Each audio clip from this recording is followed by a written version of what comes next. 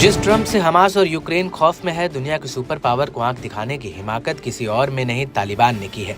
अमेरिकी राष्ट्रपति Donald Trump ने अफगानिस्तान से अपने सैन्य उपकरण वापस लौटाने की मांग कर चुके हैं, लेकिन तालिबान ने साफ साफ कर दिया है कि अब ये सैन्य उपकरण अफगानिस्तान की संपत्ति और वे कोई नहीं सकता। अमेरिकी राष्ट्रपति की मांग को सिरे से खारिज कर दिया गया है। तालिबान प्रवक्ता ज़बीउल्लाह मुजाहिद ने कहा कि ये हथियार अब अफगानिस्तान के हैं। विशेषज्ञों का मानना है कि इन हथियारों से तालिबान की सैन्य ताकत बढ़ी और वो अमेरिका को खुली चुनौती देने की स्थिति में आ चुके हैं।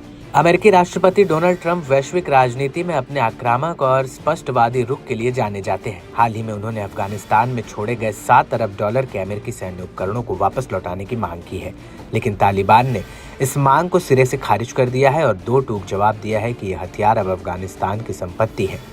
ये वही ट्रंप है जिनकी आक्रामक नीतियों से हमास और यूक्रेन जैसे देश डरे हुए हैं, लेकिन तालिबान ने उनके बयान को नजरअंदाज करते हुए खुली चुनौती दी है। डोनाल्ड ट्रंप ने हाल ही में एक रैली के दौरान अमेरिकी सैन्य उपकरणों की वापसी को लेकर जो बयान दिया, उसे तालिबान ने पूरी तरह से खारिज कर दिया। तालिबान के प्रवक्ता ज़बीउल्लाह मुजाहिद ने कहा कि अमेरिका ने खुद इन हथियारों को छोड़ा है और उन्होंने यहाँ तक कह दिया कि यदि कोई इन हथियारों को लेने की कोशिश करेगा तो तालिबान उन्हीं हथियारों से जवाब देगा। क्या तालिबान अमेरिका के लिए खतरा बनेगा?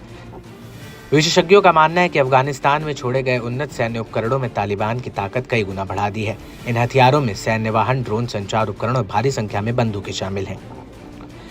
तालिबान का यह अड़ियल रवैया दिखाता है कि उसने अब खुद को एक मजबूत शासन के रूप में स्थापित कर लिया है।